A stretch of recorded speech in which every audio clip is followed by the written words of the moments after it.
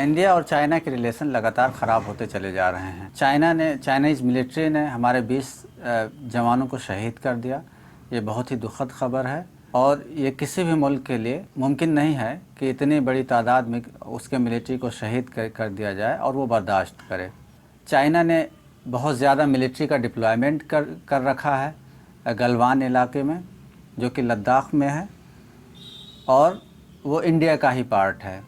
इस वीडियो में हम जानने की कोशिश करेंगे कि इंडिया और चाइना के रिलेशंस पास्ट में कैसे रहे हैं, उसकी हिस्ट्री क्या रही है, उसके अलावा डिस्प्यूटेड एरिया क्या क्या है, और चाइना का बॉर्डर अपने इंडिया के साथ कहाँ कहाँ है। उसके अलावा हम ये भी जानने की कोशिश करेंगे कि अभी जो रिसेंट में चाइना ने एग्रेशन बढ़ा दिया है और वो हमला किया है, हमारे मिलिट्री के जवानों को शहीद किया है, तो इसकी क्या वजह हो सकती है। हम ये भी जानेंगे कि इंडिया के लॉन्ग टर्म सॉल्यूशंस क्या हो सकते हैं चाइना से रिलेशन में। एक एक करके देखते हैं। ब्रिटिश ने इंडिया में हुकूमत किया, इंडिया को पूरी तरह से बर्बाद कर दिया, लूट ले गए, लेकिन यहीं तक बस नहीं किया, वो चले गए, लेकिन उनकी जो गलतियां थीं उसकी वजह से इंडिया अब भी झेल रहा है। उन्होंने जितने भी नेबरिंग कंट्रीज़ हैं उनकी जो बाउंड्री है उसको सही से नहीं ड्रॉ किया, जिसकी वजह से आज भी डिस्प्यूट चला आ रहा है। यानी वो अब जाने के बाद भी लड़ाई छोड़ गए हैं। 1865 में जॉनसन ने इंडिया और तिब्बत के बीच में एक लाइन जो है ड्रॉ किया था। उस लाइन का नाम था लाइन ऑफ एक्चुअल कंट्रोल, जो कि इंडिया और चाइना के बीच में है। उसके तहत अक्साई चीन का पूरा इलाका, पूरा एरिया हिंदुस्तान के कंट्रोल में था। अब ये जानिए कि अक्साई चीन कहाँ पे है। अक्साई चीन आपका लद्दाख में पड़ता है और लद्दाख जो है चाइना से बॉर्डर शेयर करता है, बिल्कुल उसी तरह से जैसे हिमाचल प्रदेश, उत्तराखंड, सिक्किम और अरुणाचल प्रदेश के बॉर्डर भी चाइना के साथ शेयर होते हैं। तो अक्साई चीन का इलाका लद्दाख में है और वो जो है जॉनसन ने जो लाइन ड्रॉ किया था वो इंडिया के कंट्रोल में था। लेकिन 1893 में फिर मैकडोनाल्ड ने दूसरी लाइन ड्रॉ किया, जिसमें अक्साई चीन के एरिए को वो चाइना के कंट्रोल में दे दिया। उसके बाद जब हिंदुस्तान आज़ाद हुआ 1960 के दौर में, 1962 में चाइना ने हमला कर दिया और उस टाइम हिंदुस्तान की पोजीशन ऐसी नहीं थी कि वो डिफेंस सेक्टर में बहुत ज़्यादा खर्च कर सके। इस वजह से समझिए कि वो अक्साई चीन का इलाका तब से उसी के कब्ज़े में है, चाइना के कब्ज़े में है, और एक इमेजिनरी लाइन ड्रॉ कर दी गई है। और चाइना भी मानता है कि उसके इधर जो है इंडिया का पार्ट है और इंडिया मानता है कि इसके उधर जो है चाइना का पार्ट है। लेकिन कुछ एरिया अक्साई चीन में ऐसा है जो ग्रे एरिया कहलाता है, उस पर चाइना भी क्लेम करता है कि वो चाइना का पार्ट है और इंडिया भी क्लेम करता है कि वो इंडिया का पार्ट है। अभी रिसेंट इश्यू ये है कि पूरी दुनिया कोरोना से लड़ रही है और हिंदुस्तान भी पूरी तरह से जुटा हुआ है। हिंदुस्तान दुनिया का पहला मुल्क था जो पूरी तरह से लॉकडाउन कर दिया था। यानी हिंदुस्तान की पूरी एनर्जी, पूरे रिसोर्सेज जो है कोरोना के लड़ाई में लगे हुए हैं।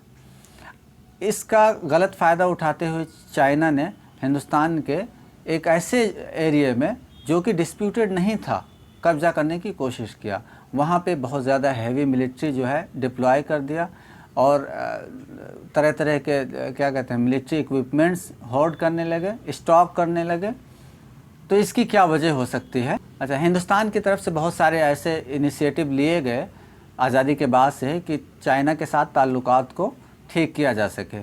उनमें से एक ये है कि 1988 में राजीव गांधी ने चाइना को विज़िट किया था और उसके बाद से बहुत हद तक चाइना और इंडिया के साथ जो रिलेशंस हैं वो स्टेबल हो गए थे और ठीक ठाक चल रहे थे।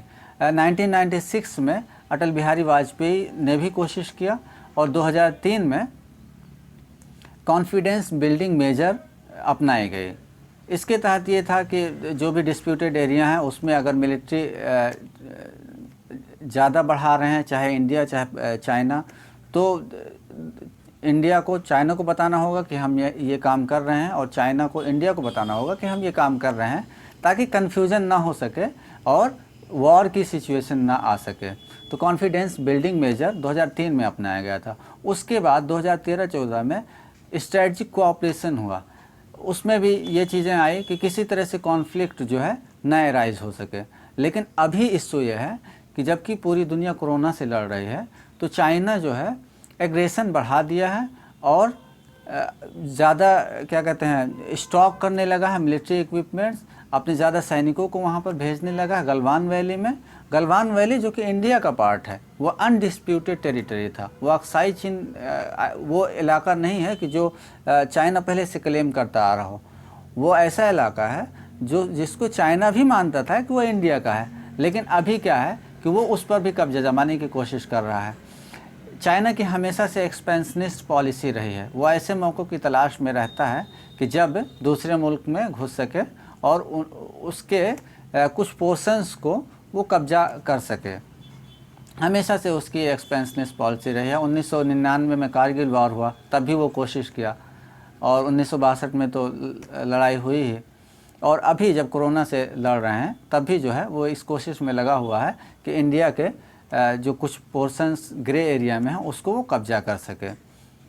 अब ये जानने की कोशिश करते हैं कि ऐसी क्या रीजंस हो सकते हैं जिसकी वजह से वो ऐसा कर रहा है। तो एक्सपर्ट्स की माने तो हमें पता चलता है कि कोरोना की हैंडलिंग में चाइना बिल्कुल ही नाकाम रहा है। पूरी दुनिया चाइना को ब्लेम कर रही है कि चाइना ने कोरोना को फैलाया हुआ है और इसकी ज़िम्मेदारी उसको लेनी चाहिए। अब इससे लोगों का ध्यान हटा सके, कुछ लोग मानते हैं कि एक वजह यह है कि चाइना ने अपना एग्रेशन बढ़ा दिया है ताकि पूरी दुनिया का ध्यान जो है उस कोरोना हैंडलिंग से हटा करके इस तरफ कर सके और जो उसकी थू हो रही है उससे बच सके। कुछ एक्सपर्ट्स ये मानते हैं कि चूँकि इंडिया ने आर्टिकल 370 को रिवोक कर दिया है, ख़त्म कर दिया है, और चाइना को ये डर है कि कहीं ऐसा ना हो कि वो इंडिया जो है अक्साई चीन के इलाके को भी क्लेम करने लगे, तो इस वजह से एग्रेशन बढ़ा दिया है। और एग्रेशन के पीछे ये है कि वो अपना जो है क्या कहते हैं निगोशिएशन को स्ट्रॉन्ग कर सके और जो डिमार्केटेड लाइन ग्रे एरिया का है उसमें अच्छे से लाइन ड्रॉ किया जा सके। एक वजह ये बताते हैं। एक वजह ये भी बताते हैं कि चूँकि अभी 2014 के बाद से, बल्कि उससे पहले ऐसे पॉलिसी अपनाए गए थे कि जो भी बॉर्डर इलाके हैं इंडिया और चाइना के साथ में, इंडिया उसमें इंफ्रास्ट्रक्चर डेवलपमेंट जो है बढ़ा दे। तो उसके तहत अभी रिसेंट में अक्साई चीन के करीब में ही समझिए बॉर्डर रोड इनिशिएटिव के तहत इंडिया रोड बना रहा है ताकि अच्छे से ट्रूप का मूवमेंट हो सके, ज़रूरत पे आ जा सकें, और ये लगभग काराकोरम रेंज तक पहुंचता है। तो इस बात से भी चाइना डरा हुआ है कि क्योंकि इंडिया जो है यहाँ पे रोड बना रहा है, तो ऐसा ना हो कि उसकी स्ट्रैटेजिक जो है पोजीशन हमसे ज़्यादा मजबूत हो सके, इस वजह से भी वो एग्रेशन कर रहा है। अभी जानते हैं कि इसके इम्पैक्ट क्या हो सकते हैं और हमें क्या करना चाहिए। जैसा कि मीडिया रिपोर्ट सामने आ रही है और लोग जो है काफ़ी गुस्से में हैं, उनका गुस्सा, सबका गुस्सा जायज़ भी है। इसकी वजह यह है कि कोई भी मुल्क अपने जवानों की शहादत को भुला नहीं सकता है और उसको भुलाना भी नहीं चाहिए। इसलिए लोगों का गुस्सा बिल्कुल जायज़ है जब वो तरह तरह के अपने हिसाब से उन्हें जो समझ में आ रहा है ऐसे मेजर्स अपनाने की बात कर रहे हैं जो चाइना को नुकसान पहुंचा सके। उसमें एक ये है कि आम आदमी क्या कर सकता है कि वो चाइना के सामान का बाइकआउट कर दे या चाइना के जो ऐप्स इस्तेमाल कर रहे हैं उसको ना इस्तेमाल करे। ये चीज़ें जो है लोगों में चल रही हैं और बहुत सारे लोगों ने टिकटॉक वगैरह को डिलीट भी करना शुरू कर दिया है। आम आदमी ये कर रहा है। लेकिन हमें इंडिया को कौन से ऐसे पॉलिसी मेजर्स अपनाने चाहिए जो लॉन्ग टर्म में इसको फ़ायदा दे सके।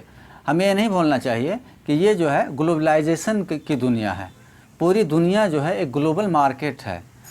तो इंडिया और चाइना के जो ट्रेड रिलेशंस हैं, अगर उसको जल्दबाजी में पूरी तरह से ख़त्म कर दिया जाए तो उसके इम्पैक्ट्स क्या होंगे, उसके क्या कहते हैं नुकसान क्या होंगे, इसको जांचना ज़रूरी है।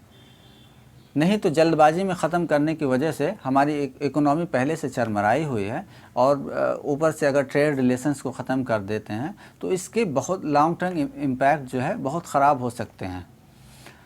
इंडिया को करना क्या चाहिए कि ऐसे पॉलिसी मेजर्स अपनाएं, डिप्लोमेटिक एफ़र्ट्स को तेज़ करें, जिससे चाइना को ये मैसेज जा सके कि चाइना इंडिया पर अब अपनी एक्सपेंशनिस्ट पॉलिसी को नहीं थोप सकता है, वो इंडिया के किसी भी पार्ट को अब कब्ज़ा नहीं कर सकता है। ये हिंदुस्तान जो है 1960 का हिंदुस्तान नहीं है, बल्कि ये 2020 का हिंदुस्तान है। ये मजबूत हिंदुस्तान है। इसको कब्ज़ा करना या इसको आंखें दिखाना किसी भी मुल्क के लिए, चाइना छोड़िए किसी भी मुल्क के लिए अभी मुमकिन नहीं है। ये हमें पॉलिसी मेजर्स के ज़रिए, हमें डिप्लोमेटिक एफ़र्ट्स के ज़रिए ये संदेश देना होगा चाइना को कि वो ये समझे कि इंडिया पर हमला नहीं किया जा सकता है, इंडिया को हल्के में नहीं लिया जा सकता है। बाकी जहाँ तक ट्रेड की बात है तो ट्रेड के प्रोज़ एंड कॉन्स जो हैं, फ़ायदे और नुकसान दोनों देख करके लॉन्ग टर्म में ऐसे इनिशिएटिव लेने पड़ेंगे जिससे हिंदुस्तान को नुकसान ना हो। हमें अपनी मैन्युफैक्चरिंग यूनिट को बढ़ानी होगी, हमें अपने आत्मनिर्भरता को जो है मजबूत करनी होगी, आत्मनिर्भर भारत बनाना होगा, जिससे हमारी डिपेंडेंसी चाइना से ख़त्म हो सके। तब जा कर के हम ट्रेड रिलेशंस को सीवियर करने की बात सोच सकते हैं।